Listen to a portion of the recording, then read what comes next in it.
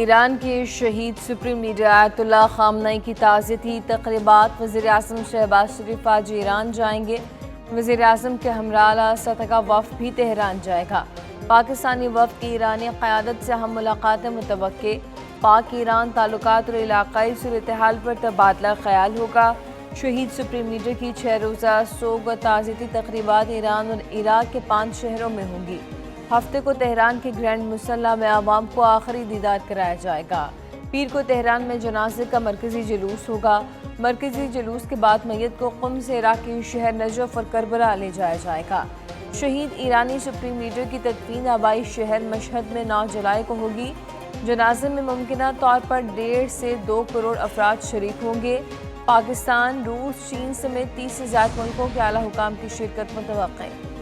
وزیر اعظم ایران کے بعد ترکی کا بھی دورہ کریں گے۔ وزیر اعظم کل تہران سے ترکی روانہ ہوں گے۔ وزیر اعظم شہباز شریف اور ترک صدر رجب طیب ایردوان کی ملاقات متوقع۔ خطے کی صورتحال اور 2 طرفہ تعلقات پر گفتگو ہوگی۔ ایران امریکہ معاہدے کے بعد کی علاقائی صورتحال پر بھی تبادلہ خیال ہوگا۔ نائب وزیر اعظم اسحاق ڈار، عطا اللہ تارڑ، طارق فاطمی بھی وفد کا حصہ ہوں گے۔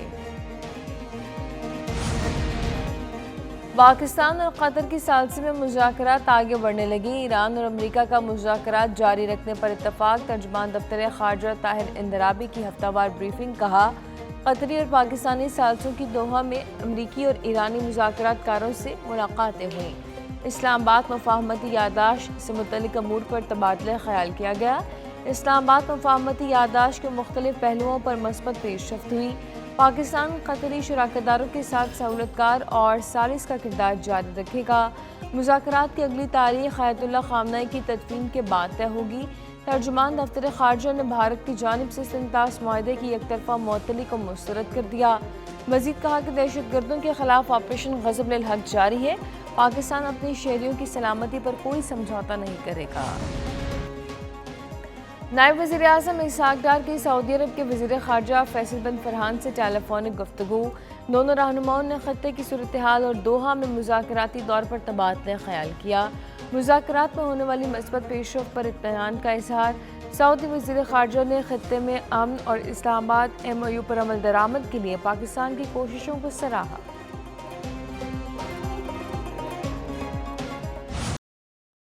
امریکہ ایران مذاکرات۔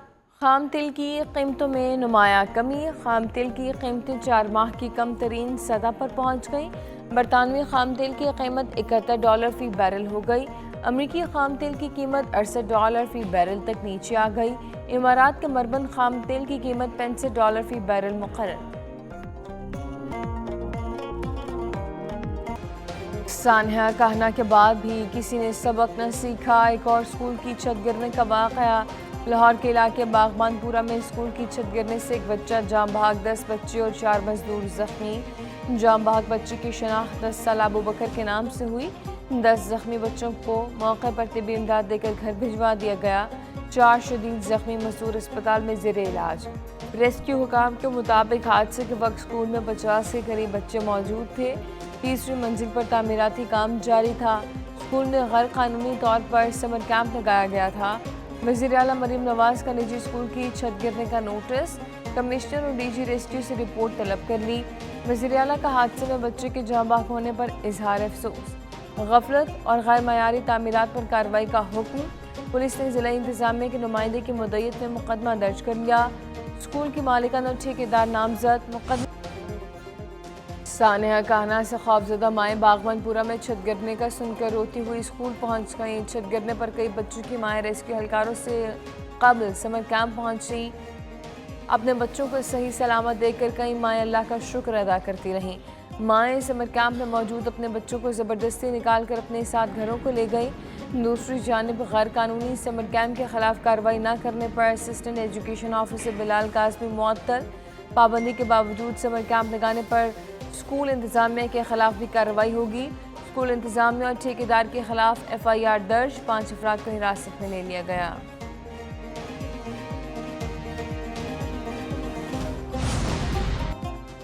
باغبان پورہ لاہور میں زیر تعمیر اسکول میں جنریٹر پھٹنے کے باعث حادثہ پیش آیا۔ دھماکے سے دیوار منہدم ہو گئی۔ دیوار گرنے کے بعد لینٹر بھی زمیں بوس ہو گیا۔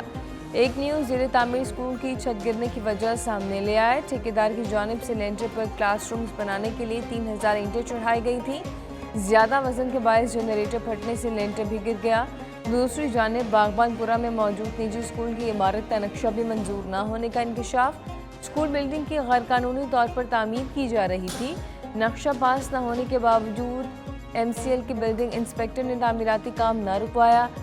ایم او پلاننگ رائے امتیاز کے مطابق نقشہ پاس نہ ہونے پر بلڈنگ مالک کو 27 جون کو نوٹس جاری کیا تھا۔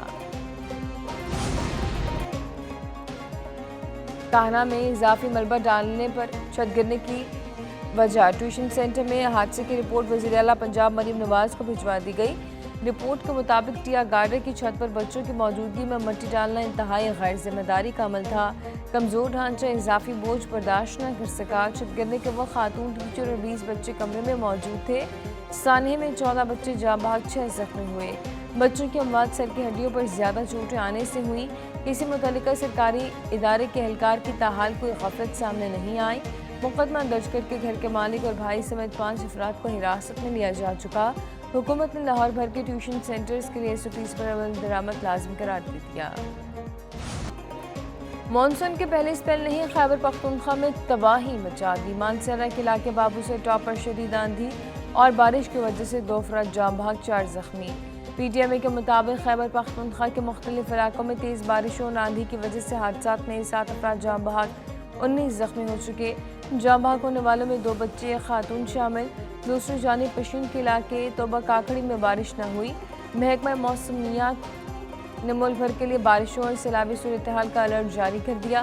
اسلام آباد، گلگت بلتستان، کشمیر، KP اور پنجاب کے مختلف علاقوں میں موسلادھار بارش کی پیشگوئی۔ آئندہ چند روز میں تمام بڑے دریاؤں میں پانی کے بہاؤ میں اضافہ متوقع۔ مانسون بارشوں کا حالیہ اسپیل 9 جولائی تک جاری رہنے کا امکان۔ سوات کی جھیل میں ڈوبنے والے 5 سیاحوں کی لاہور میں نماز جنازہ ادا۔ خاندان کے 5 افراد سیف اللہ جھیل میں کشتی الٹنے سے جاں بحق ہوئے۔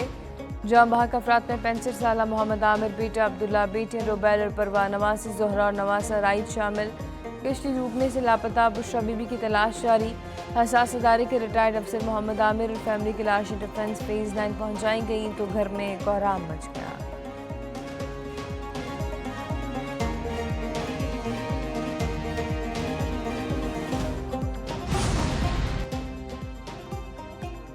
ٹھنڈا ٹھار دریائے کنہار، ٹک ٹاک کا اتر گیا بخار۔ ٹک ٹاک کے شوق میں گاڑی دریائے کنہار میں اتارنے والوں کے خلاف مقدمہ درج کر لیا گیا۔